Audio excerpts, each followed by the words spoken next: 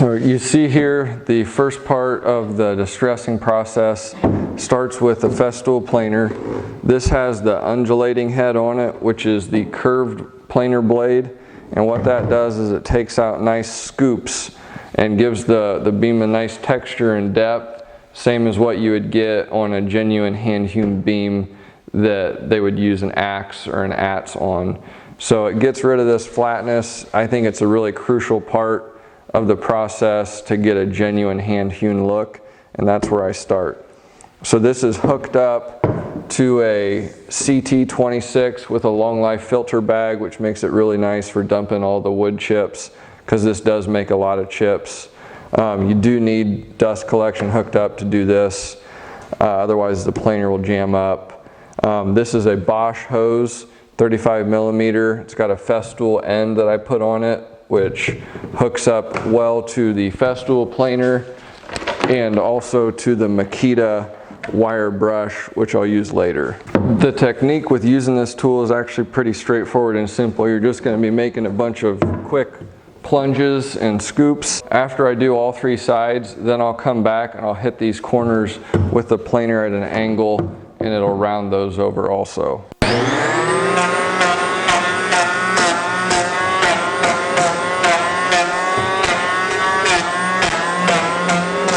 After doing both sides, hitting both sides with the planer, you're left with a pretty sharp, uneven edge on the corner here. So after both sides are done, I'll take the planer and I just keep hitting that edge too, and it kind of rounds it over and makes it look like the rest of the beam.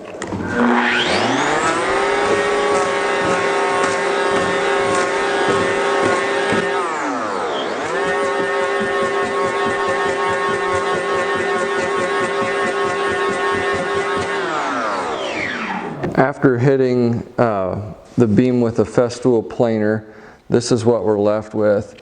You'll notice that you can still see some flat areas. That's not a big deal. That's all going to get taken out, and you're not going to see that as we move throughout the process. So don't think that you have to hit every single square inch with the planer. This is good enough and sets us up well for the next step. One random tip is make sure you stay on top of keeping an eye on your wood chips in your filter bag, because if this gets full, the vacuum is strong enough that it'll fill up the hose, and all you've got to do is pull the end off. You can dump it all out, and you don't have to waste a bunch of bags on these large wood chips.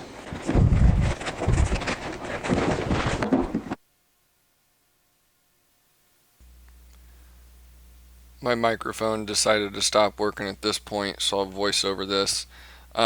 Using the Fisker's X7 Hatchet, this works pretty well because it's lightweight. It doesn't fatigue your arm as bad as a big broad axe type thing. So right now what I'm doing is I'm just really going over the whole thing and creating a bunch of sharp whacks in the board, and that's creating kind of a wedge action where it's peeling up the wood grain. So what I'm doing is I'm going over the whole thing, hitting it once, and then you'll see here in the next step I'm going to come back and put the axe on the flat, and it catches all those wood chips and kind of tears them out and makes it look really nice like an actual hand-hewn beam. So I found that this technique works really well for me. This is a really important step in the process because it gives it that authentic hand-hewn look of an actual barn beam. The next phase is going to be to create some crack lines, which would be consistent with a barn beam. So to do that, this tool works great to get some really nice crack lines quickly, and then I'll also use this chisel, which works really well also for some smaller cracks. So again, the key with this is to be consistently inconsistent. So I'm going to do some small cracks and also some larger cracks.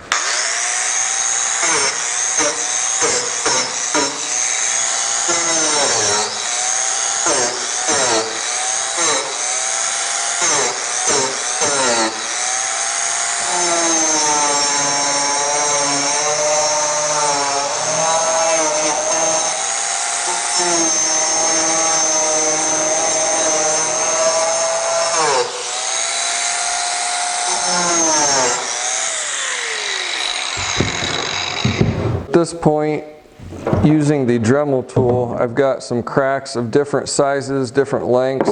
As you can see, I made a larger crack here and widened it out. The thing that I like to do next is to take my chisel and get in those cracks and just stretch them out. And that makes it actually look consistent with what an actual crack would look like on a real beam. You can see how it'll just taper those out really nice.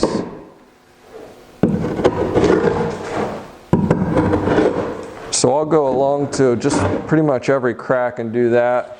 You can also create some thinner cracks with this using the chisel alone. Here in Indiana we have these things called powder post beetles, which you would find in a barn, and they just create small holes in the wood. So for that I just use an awl.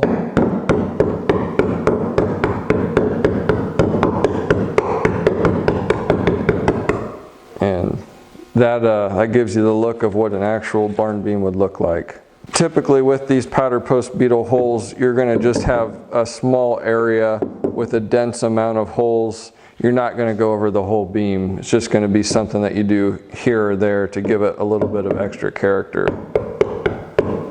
At this point, everything is done besides the step of torching and wire brush. So I've got my hatchet marks, I use the festool planer, and then I've got my crack marks also, which I used the chisel and Dremel tool. So with all of that being done, it creates an issue with a lot of wood chips that stick up, and what that does is it creates a problem with applying a stain and finish on it.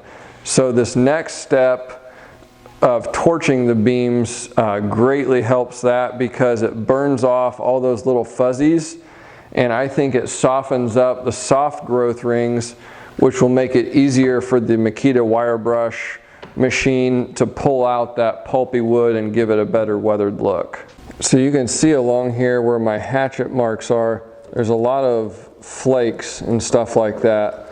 What the torch is going to do is it's going to burn all that stuff off, and then that in conjunction with the wire brush on the Makita, it's going to make it so that this beam will finish up really nice, even though it's very, very beat up and distressed.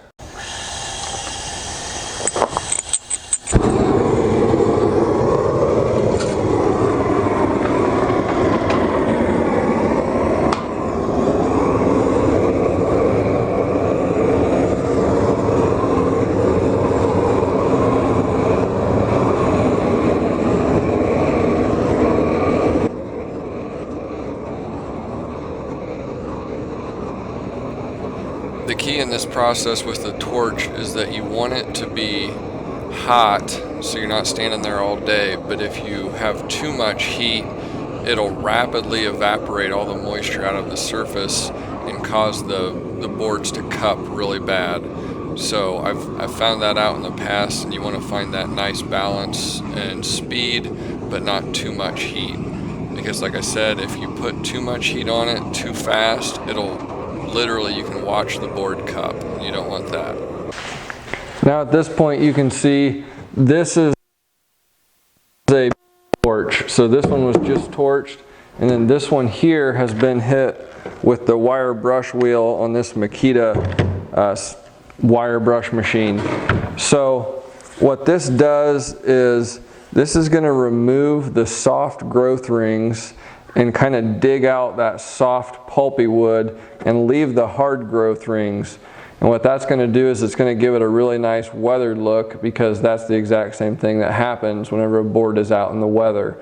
The soft growth rings deteriorate and kind of fade away, and then the hard growth rings remain. It's going to leave behind a little bit of a dark color. That's going to give it some character whenever it's stained.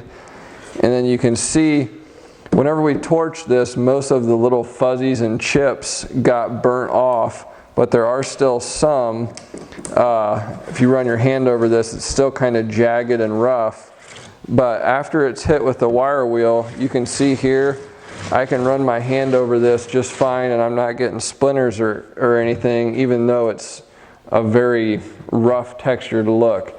That's gonna make so that it takes a stain and sealer really nice on site. So I'll show you what this machine does in action here. I should also add, you definitely want to have this hooked up to a vacuum, otherwise you get all this nasty burnt sawdust everywhere and it's not good.